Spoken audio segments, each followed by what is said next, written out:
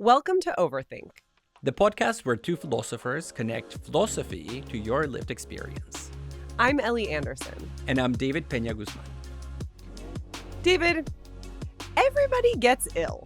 I myself am just getting over a recent cold. You might even still be able to hear it in my voice. It always sounds better after I'm just getting over a cold. You know, like you got that sort of cool lower register going on. And obviously, although that's a very minor illness, many of us, including myself, have dealt with more serious illnesses over the course of our lives. Even those of us, also like myself, who haven't dealt with extremely serious or chronic illness, at least as of this point. So there's a bit of a strange thing going on when we think about how our society treats illness. Because even though all of us get sick, it seems like illness is a kind of dirty little secret in our society, something we don't like to talk about. And this is especially the case when it comes to chronic or serious illness. The philosopher Javi Carrel, whose work we're going to be talking about in detail over the course of the episode today, makes this point in the beginning of her book, Illness, which aptly titled Illness.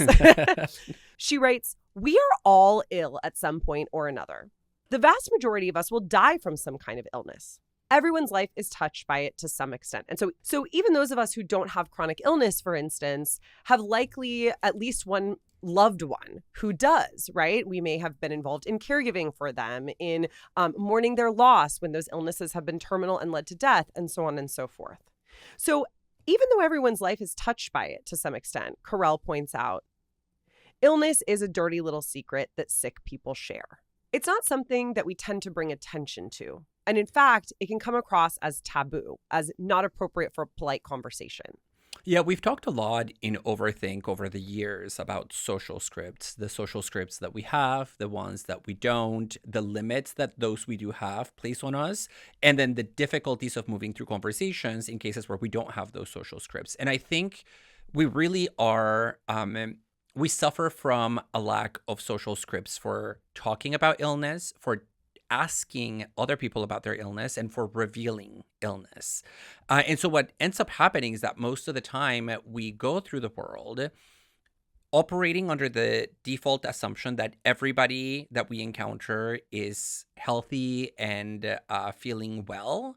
And when we get signs from their behavior, from the things they tell us that maybe something is not exactly right with them, it's almost as if the rhythm of our interaction with them just comes to a halt and we don't know how to address it. Do we draw attention to their illness? Do we express sympathy? Or do we try to show some support? It's really unclear how to broach the subject. But I like the question that you asked, Ellie, which is, why is it such a dirty little secret? And if I were to venture an answer, I think I would say that it's first and foremost because illness, of course, exposes the frailty of the human body, either its vulnerability to outside conditions and accidents, or its intrinsic tendency to break down that is sort of inherent in any biological system. But then a second element to the answer here might be that illness always breaks the rhythm of social life, right? We have a certain way of inhabiting the world, of inhabiting our bodies, of moving through the social field. And illness, it's almost like an abrupt stop in the rhythmicity of life. And we don't want to face it, and we certainly don't want to draw attention to it. Yeah, and I think that also coheres with something that a lot of people with chronic illness will draw attention to, which is the amount of time that is just spent waiting in doctor's offices, waiting for news, waiting in some cases to die, and waiting for a better prognosis. Maybe obviously things are in a bit of a better state. I want to say, though, on the point of social scripts, I think you're using social scripts in a way that I might want to disentangle from a potential misunderstanding. Because on the one hand, when we talk about social scripts, sometimes what we mean is the kind of actual scripts or narratives that we play out in our day-to-day lives. And when we have an absence of an understanding of things we should say, we might lack a social script from a certain vantage point. That's what you're talking about, not knowing the right thing to say when somebody has an illness, or when you find out you have an illness and you need to figure out how to tell your friends. But I think more commonly when social scientists use the idea of social scripts, what they're drawing attention to is the implicit narratives, the narratives that go beyond discourse that we have around certain positions and relations in society. And I think Hmm. there we very much have a lot of social scripts around illness. We'll come back to the idea of the sick role later in the episode. But Javi Carrell, in a piece she wrote for The Independent a number of years back, wrote about the way that being labeled a sick person means an implicit sliding down a social ladder. And she writes, others begin to perceive you as weak and unimportant, an object of pity and fascination. And I think that really encapsulates this deeper social script that we have around illness, which is that if you are ill, you are weak and unimportant. You are an object of pity and fascination, a kind of, some might even say, dehumanization. And if not, then at least a diminishment of importance, of humanity, and of dignity. And Carell writes that that was really the most challenging part of her illness. And we'll talk a lot a bit later about how this shaped her relationships, how it changed them, and so on and so forth. But there's a kind of alienation from social life that people who are diagnosed, especially with serious or chronic illnesses, experience.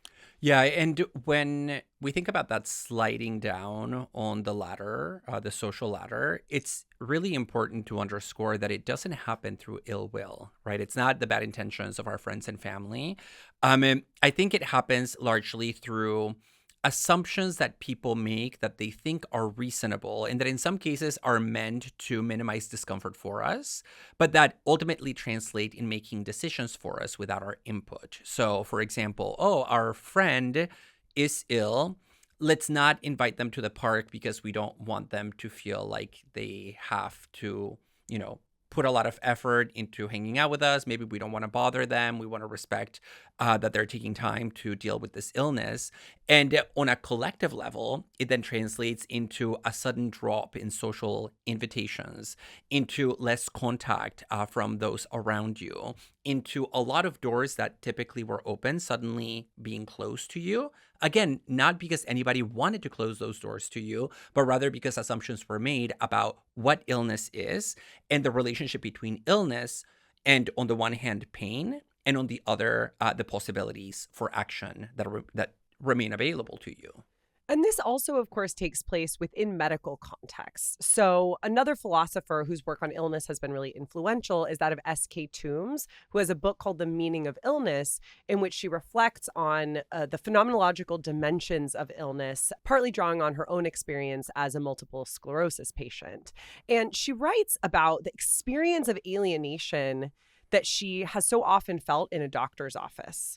And she thinks that, again, like you said, David, this isn't a matter of ill will.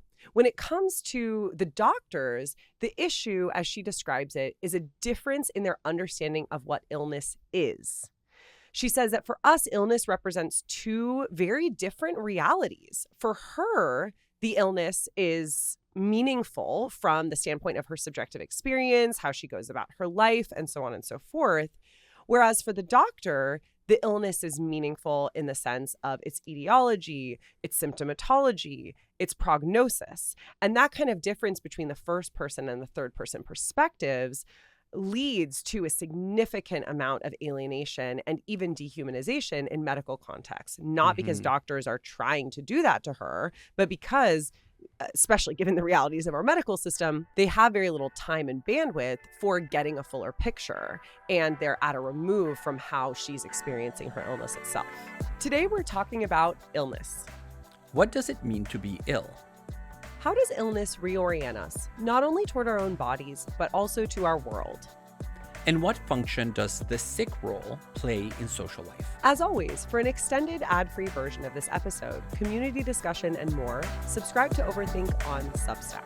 I want to start with a very influential work on illness, Susan Sontag's Illness as Metaphor. Later in the episode, we're going to get into philosophers who talk about the experience of illness, some of which we've already brought up a moment ago. But Sontag is less interested in what illness is and even how it's experienced directly, and more interested in the meanings that we assign to illness and disease. She famously argues that illness has often been mythologized and treated as a metaphor, and that this leads to all sorts of dangerous and problematic consequences. This, I think, is a really interesting claim. And maybe we can flesh it out a little more by talking about the two main examples that Sontag gives. And those are tuberculosis and cancer. She points out that until very recently, so think here about the advent of cellular pathology and the arrival of microscopes, for widespread application in medical context in the 1800s. Until then, tuberculosis and cancer were both untreatable and not well understood.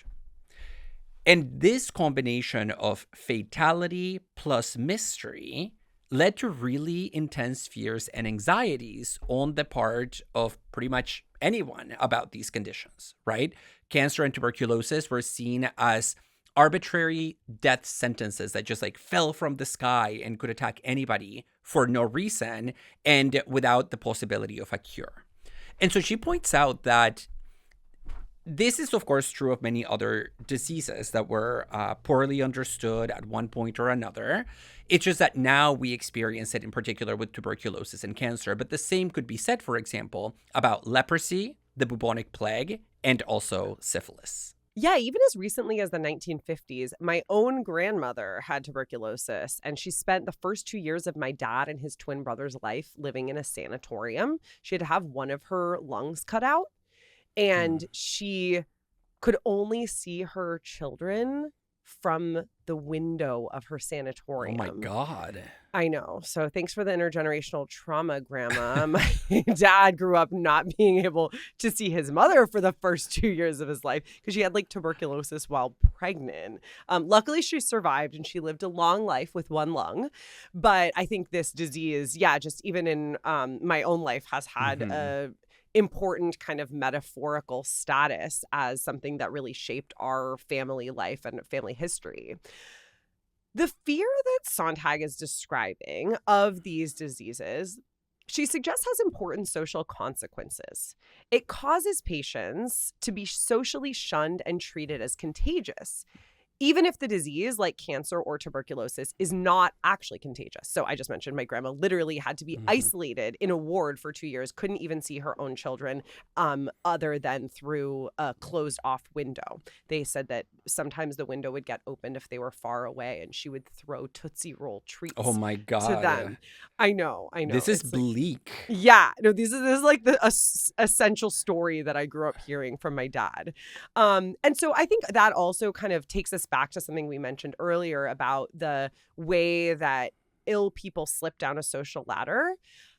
That has to do with fear of contagion, whether or not the disease is actually contagious. And Sontag also says that ultimately fatal diseases are not just seen as a death sentence, but also as obscene. They're viewed as ill-omened, abominable, and repugnant to the senses. There's something that appears as offensive about them. Our deepest fears become associated with disease. So leprosy, I think, is an especially salient example here. It was associated with corruption, decay, pollution, and weakness. Yeah, and we tend to think that we have this archaic, primal aversion to illness and disease, right? That there is this evolutionary narrative why we are repulsed by a dying body or an ill body.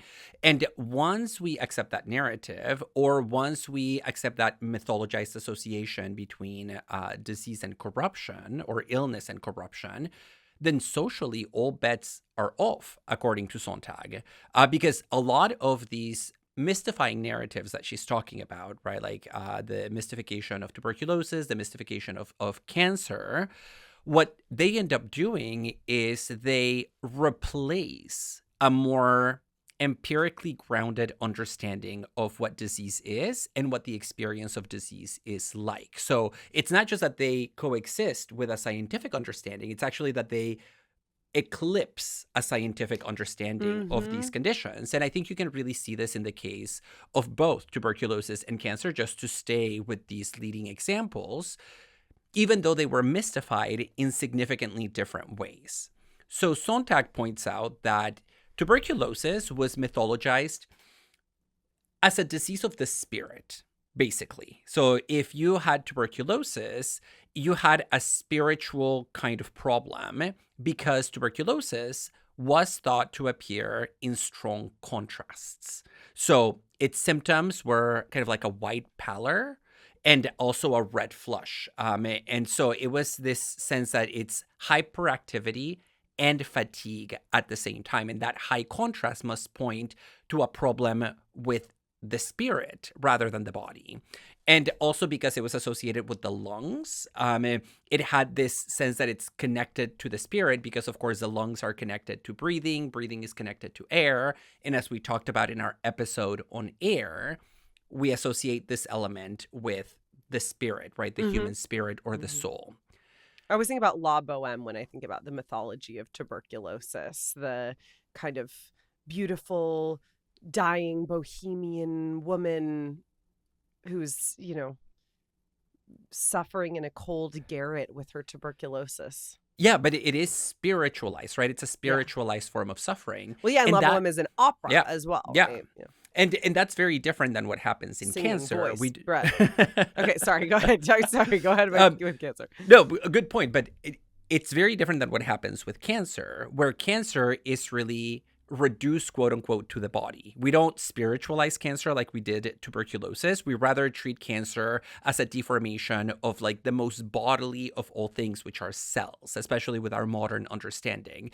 And even more so, we associate it with the most embarrassing parts of the body, right? Like we talk about cancer of the colon, of the bladder, of the breast, of the prostate. And so here it's really something that draws attention to our animal nature. And here what you're seeing is the mythologization, because of course, tuberculosis is not just the lungs and cancer is not just these body parts. You can get cancer in many other parts of the body as well.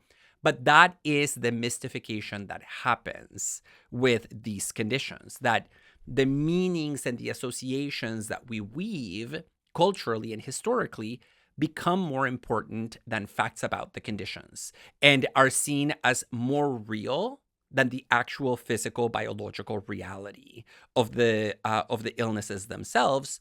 And as a result, we end up with this situation where the diseases and the illnesses are mundane in the sense that they're all around us, but they are not well understood. Yeah, no, it's like totally absurd the way that we tend to talk about them. And I think cancer is one that for many people brings up perhaps more connotations than any other disease. Like I hear my sister has worked for a long time with cancer patients, and the big C is something you hear when people talk about cancer. It's like there's something about that word that has a different status than any other potential illness. It's especially scary. And the way that and there's that series, right? Like The Big C. It's the name of a series about a cancer patient. Oh, like, oh my God, I didn't even know that. It's the unnameable. Okay. Yeah. And we talk, of course, about beating cancer. Like beating illness is a frequent thing that people will say, but I think cancer in particular, there's a sense in which, given if we follow Sontag's analysis of cancer as a kind of disease that's more associated with our animal nature, when we talk about beating cancer, it's usually thought of in terms of our sort of humanity, our medical advances. Sometimes if you live in Southern California or you're associated with this sort of like wellness adjacent worlds, people will think about beating cancer in terms of like thinking your way out of it, imagining your way out of it, and so on and so forth. There's a sense in which there's a triumph over the animal nature. And, it's at this point that illness is turned into a metaphor as a stand-in for those things we fear. And so not only do we metaphorize illnesses, we also use illnesses as metaphors for other things that we find scary or dangerous. So think about how we describe threats as cancerous or pestilent, which I discovered in researching this episode refers to the bubonic plague. Pestilent, associated with the bubonic plague. Another example here is that in his very first political text, Adolf Hitler wrote that Jewish people produced a racial tuberculosis among nations And he often used the metaphor of cancer. And so he's talking about a kind of threat to the body politic of the Mhm. Aryan pure race in terms of cancer and tuberculosis. Mhm. Yeah, it's a threat both to spirit and the flesh, right? In this Mm-hmm. case, like the flesh and the spirit of the Aryan nation. Yeah, and it's Um, not just Nazis either. I mean, capitalism is yeah, very often described as cancerous by critics of it because of its unending growth. I think there's been a sense in which among leftists, the idea of capitalism as cancerous because it's just like feeding and feeding and feeding on more and more cells in its mhm. unending aim at accumulation, acceleration, domination appears very saliently through the metaphor of cancer. Yeah, and so it seems like what we're getting at is it's this way in which the disease sort of disappears. It disappears because of the symbols and mythic images that we use um, to think them through or to think about them. But then when we do use the term, sometimes we use them metaphorically for other things that are not illnesses, and so they disappear in that direction as well. And so I think one way of interpreting what Sontag is saying is that we don't have a transparent, direct understanding of these conditions because we don't have a non-metaphorical, non-mythologized way of describing them in language. And so it's very much a problem of language interpretation and understanding. But here we definitely have to ask, well, what then are the consequences of that mythologizing move that we make in relation to illness? And I think that there are two really important consequences that we have to consider. One of those consequences is paternalism. Cancer patients are very frequently lied to. They sometimes are lied to because people want to protect them or because they don't want to demoralize them. This happened in my family with my grandmother passing away from cancer. So she had cancer, she beat it, she got it again, the cancer returned, and her children made the decision not to tell her when the cancer returned Oh out of my this gosh. sense of paternalistic protection. And it led to really tense and very difficult conversations in the family about whether to do this or not. And in particular, it led to a generational split where her children, i.e., my mom and her siblings, sort of collectively decided that it would be best not to tell her. And then the grandchildren, me and my cousins, were kind of opposed to that. I'm not Wow. sure that we've fully resolved that actually as a family because some of us feel as if she had the right to know. Okay, this is basically the plot of the movie The Farewell that came out a few years ago with Aquafina, which I really enjoyed. So Oh, I I haven't highly seen recommend it. that. Yeah, it's pretty much the same plot here. So none of the grandchildren were just like, let's tell grandma, and you kind of No, went yeah, we rogue. And did. oh, but But nobody we went felt rogue like and it was actually told not her. our decision to like step over our parents' Yeah. authority in relation to their mother. Well, in order Um, for that to happen, there also has to be a communication between the doctors and your my mom and her generation. siblings. No, but not with your Oh, grandma, right? Yeah, exactly. And so they were communicating with the doctor, and neither my grandma nor my cousins and I were. So there was also a bit of a siloing of the relevant information. And Mm, that's what added to the sense that we're not on equal footing for even thinking about this really ethically fraught space. And so there you really see this danger of mythologizing illness, which is that paternalistic attitude that can very quickly develop. A second danger that can happen as a result of the mythologization of illness is victim blaming. And you can easily see what the connection is here, right? When you have a mystified view of a condition, it could be that you read it as quote unquote purely psychological, and that might lead you to place blame on the patient or on their character or on their weakness for being in the state in the first place. And I think this really weakens patients' ability to understand their own illness and to seek proper treatment, of course. And obviously, this weakens patients' ability to understand their illness and to seek proper treatment. And moreover, it can lead to really low self esteem because a lot of patients are made to believe that they would be cured if they just had the right attitude or a yeah. strong enough willpower, which, of course, we know is not the case. Yeah, no, it's so tragic to see this still happening in various ways today. In fact, there's been a kind of rise of it with the Maha movement and uh this idea that your ability to overcome an illness is connected to your character. And I think especially for those of us who think that Western medicine could do a lot better than it currently does, it can be easy to sort of fall down a rabbit hole of being like, oh, well, you do have more control than you might think over your illness. But that's a rabbit hole we have to be extremely careful about not falling down. And so Sontag's solution to this is perhaps not the most surprising, which is that if illness is mystified, if the metaphorization of it leads to things like victim blaming and paternalism and other sorts of dangers, then our job is to demystify it. Historically speaking, mythologies around illness tend to go away when we understand scientifically how to treat those illnesses. And so tuberculosis, once we discover its etiology, no longer appears as some abstract disease of the spirit, but actually as a condition that has certain root causes and which can be treated in XYZ ways. And so the solution for Sontag is not to keep information from patients, but to stick as closely as possible to the best scientific knowledge of the disease and its treatment. And so we need to liberate ourselves from the metaphors which just obfuscate illnesses. And that will ultimately make sick people sick in a healthier way. I really like this vision of being sick in a healthier way. I think it's very good, because we're going to come back to it with Carell later. Okay, good, because I do think it's very powerful, because there are often two dimensions of illness, right? There is the illness itself, and then do you relate to it in a quote-unquote relatively healthy way or not, depending on how that illness takes on meaning in your life and in the social environment in which you find yourself.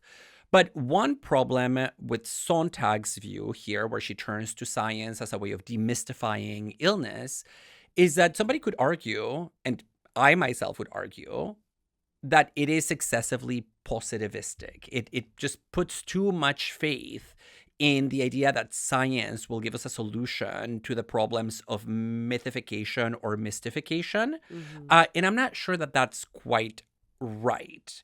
On the one hand, because I think science carries out its own mystification, often in connection to illness. We can talk about that. Like doctors use all kinds of metaphors also for thinking about illness, like often talking about illness as war, like, like the battle against cancer. It's not a war.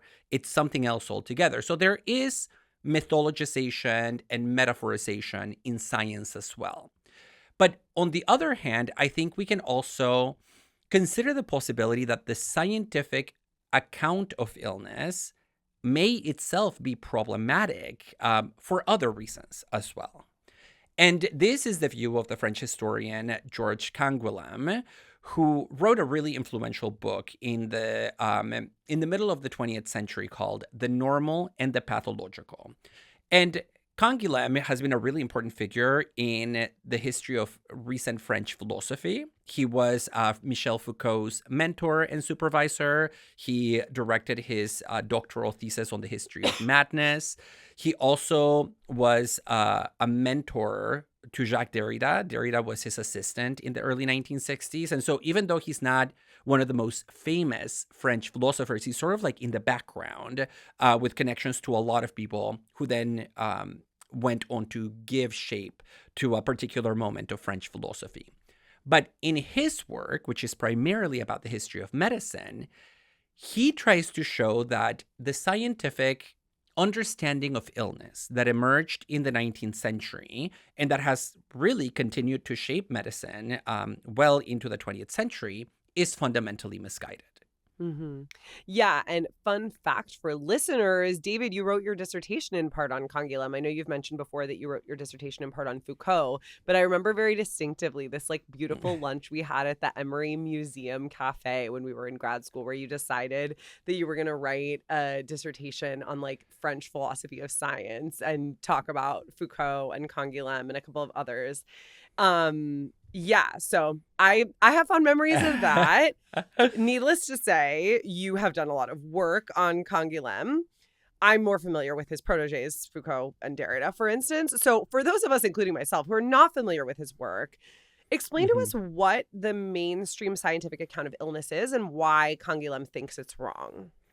Yeah, so the mainstream understanding of illness that he's going after is a quantitative understanding of illness. So, famous medical authorities in the 19th century, especially given the fact that at this time statistics was really coming into its own as a very powerful scientific discourse, they adopted this view that there is no difference in kind between normality and pathology. So if you're healthy, you're in a particular state, and if you are sick or ill, you're in a slightly different state, but it's not a difference in kind, it's only a difference in degree, where degree is something that is objectively measurable. And so all illness, according to this 19th century consensus, can be seen as a problem of either deficiency or excess in connection to a function, a biological or anatomical or physiological function that, if it stayed within the right parameters, would be normal. So just to give a concrete illustration of this, there is a range in which your heart rate is normal. If it's too slow, then it's ill. If it's too fast, then it's ill as well. Same thing with something like blood sugar. If you have too low or too little of it, you will be ill. If you have too much of it, that's also a problem. Now, the question for medical authorities in the 19th century was, how do we go about determining exactly where the parameters are? How do you know at what point you have something that is excessive and at what point you have something that is deficient? And the answer that the 19th century generated, again with the aid of statistics, was you look at the statistical average. So you canvass a population, you gather a bunch of data, you run the statistics, and that will give you an average that represents normalcy as health. And then you come to the recognition that any deviation from that norm would then be pathological. Okay. And we've talked before about the rise of statistics and the sorts of promises that it offered during hmm this period. And so you mentioned statistics was a young discipline at the time, and it was revolutionizing practically every branch of science with this promise of making everything measurable and quantifiable. And so statistics was really appealing because it allowed scientists to quantify everything from like your developmental trajectory to your mental state to your affective reaction. And you can see why this statistical approach to medicine would have been appealing, because it promised to turn into an objective science what had previously been kind of a squishy art of healing. hmm No, and I think we often forget because statistics is just so woven into our way of thinking about everything, just Yeah. how revolutionary statistics was, because it really brought within the domain of the scientific things that were previously excluded, right? So there were a lot of things like, let's say, like our emotional reactions that people said, you can't do a science of that, it's too subjective. And statistics said, hold my beer. Here's a way of doing it by looking at a large number of people and then Hmm. sort of like applying mathematical maneuvers to that data. And then you turn it into a scientific object. So it objectified a number of phenomena and it created sciences for them. It made it possible for new scientific discourses to develop.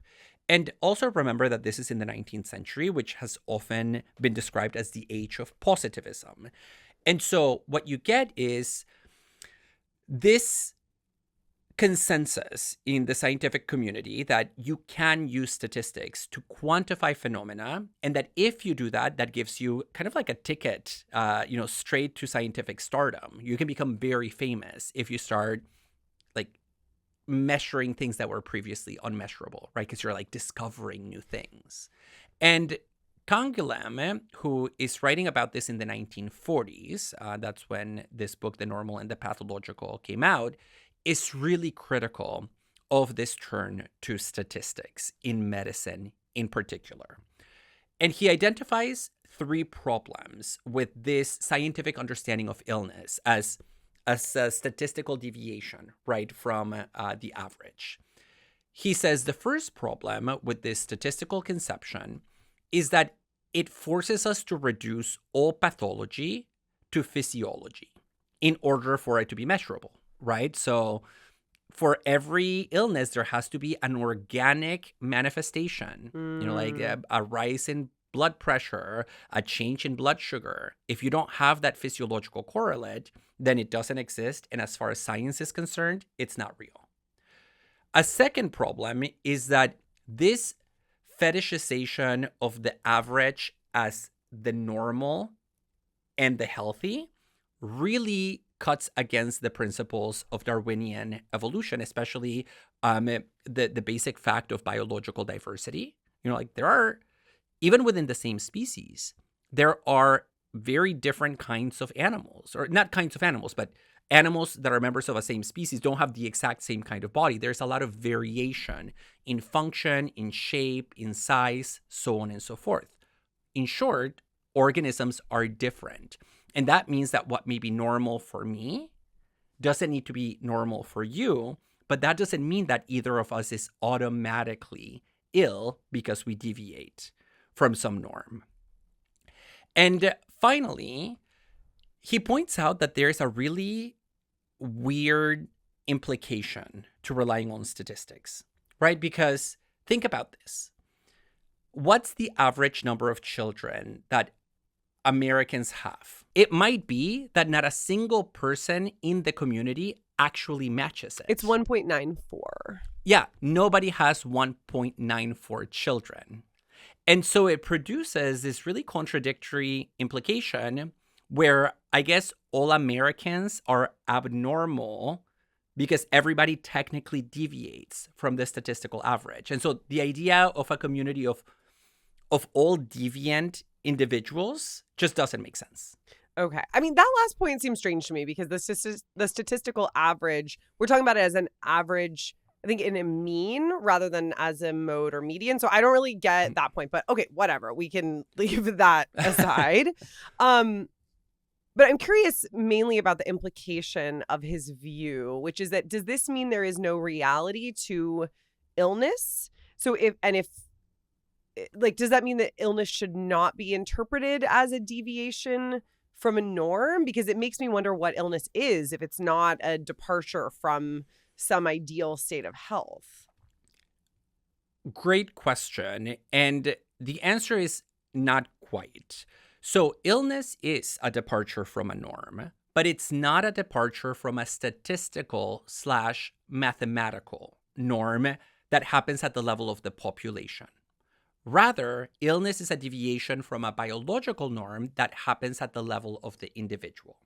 Every living organism, according to Canguilhem, is a normative creature whose way of being in the world depends on a series of bodily and biological norms that just like make up who we are, right? Like my circulation has to function in a specific way that is normative in order for me to be a healthy organism. And the same thing can be said about any, like my hormones, my neurons, etc. Now, what is important about these norms for Canguilhem is that they are both biological rather than mathematical and individual rather than at the level of the population. And so if I want to figure out if my level of blood sugar is pathological, I don't compare it to the average of all people. I have to compare it to my own previous levels of blood sugar. So okay, you you're see starting how, to sound like a Silicon Valley techie in favor of personalized medicine. yeah, biohacking. And so he really wants to individualize our understanding of biological normativity. Okay. And I think that leads him to this conclusion, which is that in the end, there can be no objective pathology because pathology is always about this subjective, individual feeling of being out of joint with oneself and with the world. And secondarily, he also draws the conclusion that medicine, by definition, cannot be a science. It is much closer to an art than it is to a science because it is about taking a lot of scientific knowledge and applying it to a particular individual with particular biological needs and particular biological norms. And, as we know from Aristotle, there can be no science of the individual. Science is always of the general. And so what I'm getting at here in introducing Canguilhem is that there can be critiques of the scientific approach to illness that maybe should make us hesitant about the idea that science is the solution to the mythologization of illness that is so problematic and that I think Susan Sontag is right to be concerned about. When the philosopher Javi Carrel was in her mid-30s, she was diagnosed with an extremely rare disease known as LAM, short for lymphangioliomyomatosis.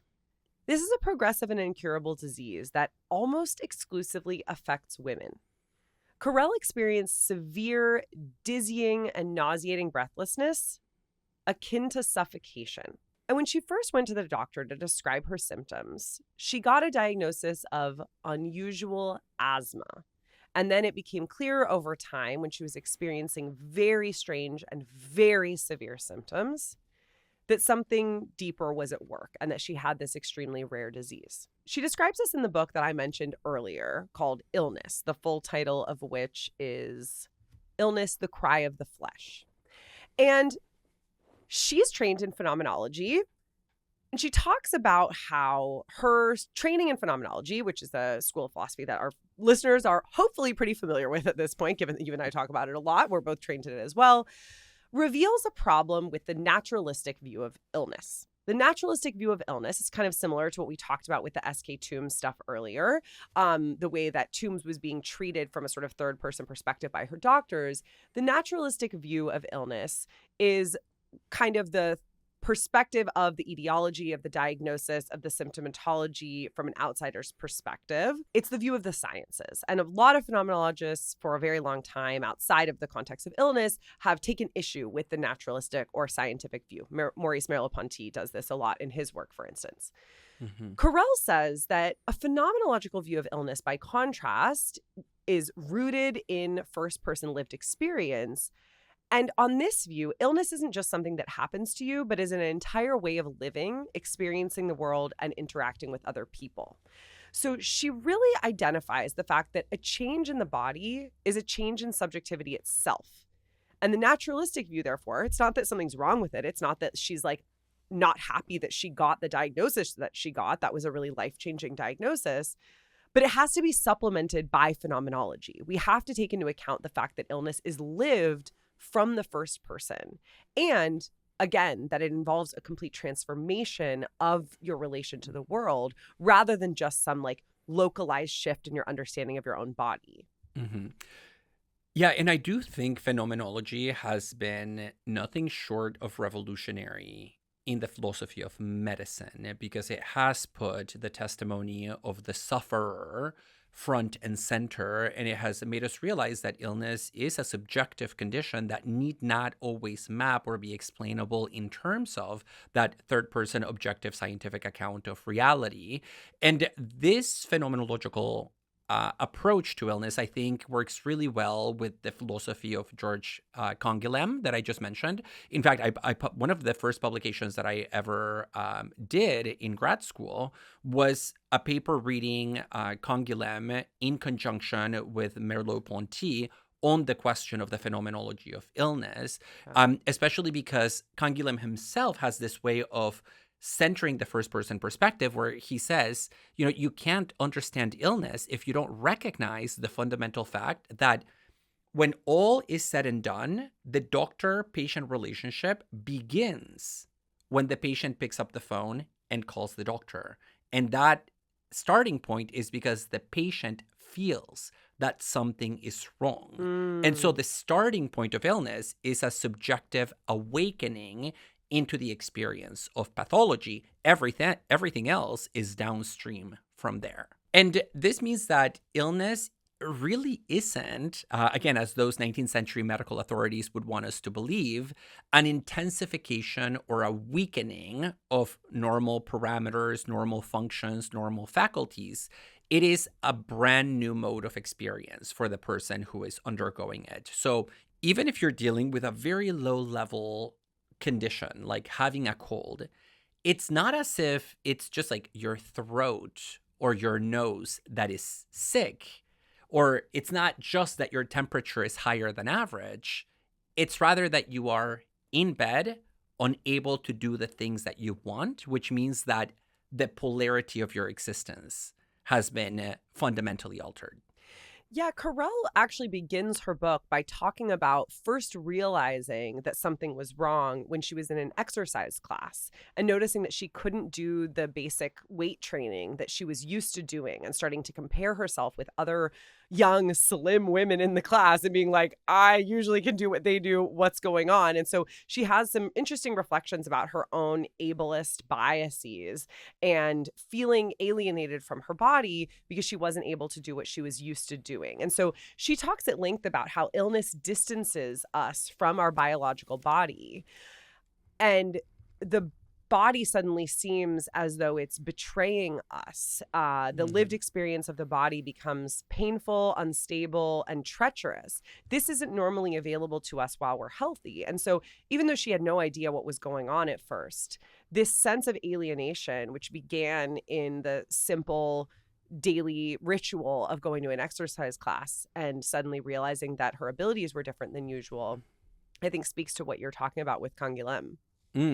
Well, and you mentioned that she felt as if she was betrayed by her body, right? Like her body was betraying her. And I think that this sense of the body as a betrayal is really fundamental because we are our body, right? So it's not as if when you feel betrayed by your body, you can turn to something else as a safety net. There is nothing else, right? Unless we are willing to posit a dualist metaphysics where there's also a spirit.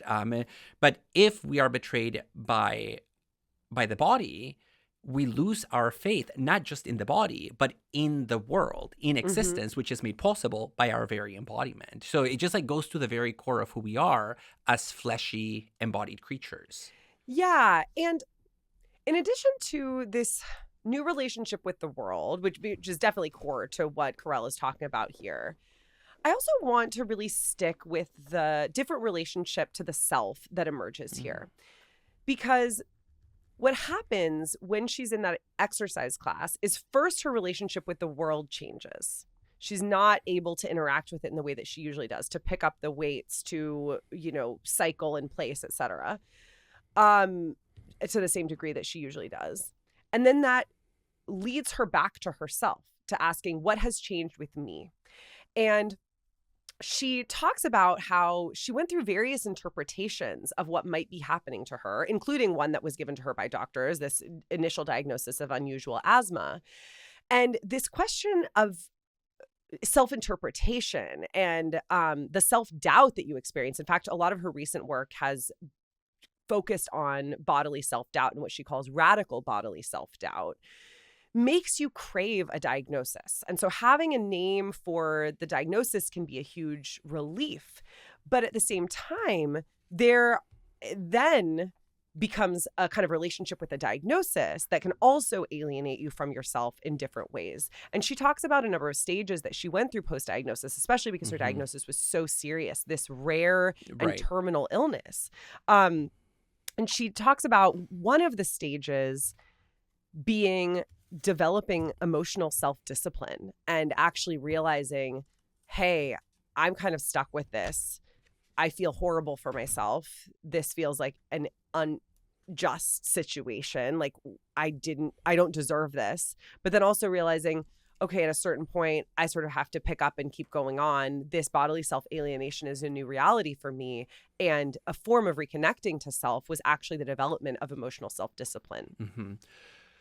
Oh, this is hitting home very close to me at the moment because, as I mentioned to you, Ellie, before we began the recording, I have an epidural scheduled for tomorrow because of a chronic lower back problem. And, there's a lot to be said about whether that's a disease or an illness or just like a condition, but it has been a debilitating condition that I've been dealing with for a couple of years now that now only gets fixed whenever I have epidurals. And it has completely changed my relationship to myself, in the sense that things that previously I could do just by default, like play sports without worrying, now I can't quite do in the same way. And so I am mourning the loss of a certain kind of self that I've been up until this point. And at the same time, I am experiencing intense anxiety about the imminent closing of doors that I thought would be open for a long time. You know, I play volleyball competitively. I travel for tournaments. I've had this identity as a volleyball player for a very long time. And now I see the writing on the wall. Do I have 3 years? Do I have 8 years left? I don't know, but suddenly I know that I have very little left relative to what I would have thought before this condition. It has forced me to ask myself a question that, although I wish I didn't have to ask myself, has been fruitful, which is, who will I be under this new reality? So yes, my possibilities are shrinking, but I still have to make a decision about how to act under these new under this new reality. Yeah, and I'm glad you bring this up, because even though some aspects of Carell's analysis are specific to very serious and chronic illness, there are other aspects of her analysis that are applicable even to something like a cold, and then certainly to, I don't want to say that you're not experiencing, like you mentioned, your condition is chronic, but obviously, as we also said, less severe, than a terminal illness. But I don't think like she's super interested in saying like, in policing the boundaries of how serious something needs to be in order to count as worthy of her kind of phenomenological analysis. And so I think your point that there is an alteration in your relationship to world and to self is well taken here. Mm-hmm. I want to say something now about how the relationships to others change. And I do think this might be a case where there is some specificity to a kind of condition like LAM, rather than to, maybe what you were talking about, and certainly to a common cold. And that is the fact that Carell talks about how her relationship with friends changed a lot once she received this diagnosis, because her friends really didn't know how to talk about it with her. They did not know how to relate to this diagnosis. And she's based in Britain. And as I was reading this, I was like, is this partly a British thing? Because she actually talked about how a lot of her friends never even addressed the diagnosis at all with her, which seemed very strange to me. And I know British people have like a reputation for being a bit more buttoned up than Americans, but whether or not there's a bit of a cultural difference, there's still a lot in what she's saying that I think is transferable to many different contexts. For one, she talks about how her interactions with other people, including and perhaps even especially when they didn't explicitly address the illness, took place in the shadow of the illness, right? It becomes a kind of elephant in the room. And you suddenly feel like, in order to mitigate that and the awkwardness that it wreaks on social interactions, you have to be careful to be a good sick person, not polluting others or making them uncomfortable. This is especially hard for Carell, given that her condition meant, at least at the time, that she had to wear an oxygen cylinder, and walking even a tiny slight incline was extremely challenging. And so when we're talking about the change in relationship to world, one of the things she talks about is that suddenly, if she was walking from point A to point B, even if it was just a couple of minutes walk, she had to research how steep the incline was, because even a slight incline was extremely challenging, if not impossible, for her. And so walking around with an oxygen cylinder, having to pause at various junctures, made her feel like she was sort of weak and a problem for other people. And so then she has to be really careful to be a good sick person. It ultimately also meant that there were a lot of social situations in which she didn't want to enter, because she was just like, I don't know if I'm really comfortable meeting new people. How are they going to relate to this illness? And so it just creates this kind of new self that you feel really alienated from, but that you still have to kind of manage. And that is this sick self that other people are perceiving in ways that completely exceed your own self-management.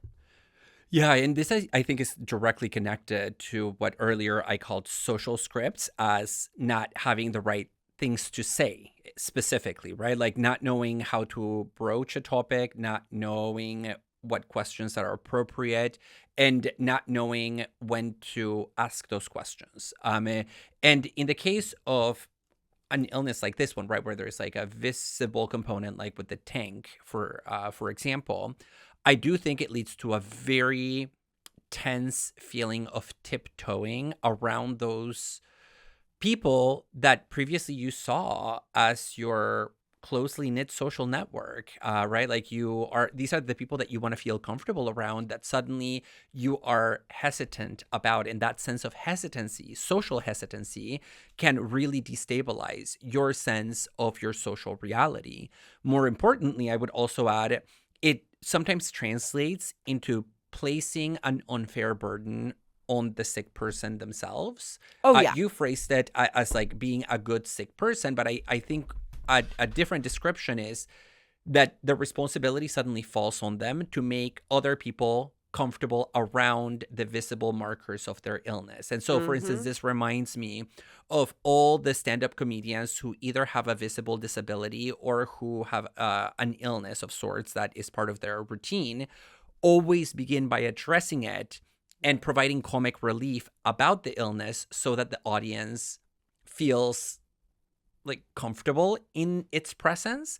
And I feel like a lot of people with these serious chronic illnesses are put in that position of having to provide relief to others for a condition that they have. Yeah, and this pressure to manage others' impressions of you, which is especially cruel given that there is no possible full management of that impression, given the metaphorization of illness and how deep that runs in our society, is certainly a massive burden that we place on people who are ill when they're already dealing with many other features of their illness. And although we're not going to like wrap this up into a perfect, neatly tied bow, I also want to mention a really interesting aspect of Carell's analysis, which is the idea of health within illness. She somehow manages to pack so much into this very short book, Illness. It's just like a little bit over 100 pages. And actually, the reason that I want to do this episode, fun fact, is that she was the keynote speaker of a conference that I hosted at Lehigh University in September 2025. And it just reminded me of like how absolutely incredible her work is. And I was like, David, we've got to do an episode on illness. And so she talks about the fact that we often, of course, create a dichotomy between health and illness. And, you know, from a sort of definitional perspective, that makes sense. Yeah. But she says, for those of us who have chronic illnesses, we really need to find a way of embracing health within illness, of articulating that for ourselves, of achieving that for ourselves as far as we are able, which, you know, may also involve working for social conditions that support that for people with illness in general. But for her, at least, the possibility of health within illness started in a pretty dark realization. And that was the realization that because her illness is terminal, I will never get better. Her first lesson then was just to give up. And she realized once she gave up that even people who are well make excuses for not really enjoying their lives. We so often say, you know, I would enjoy my life if XYZ conditions are different.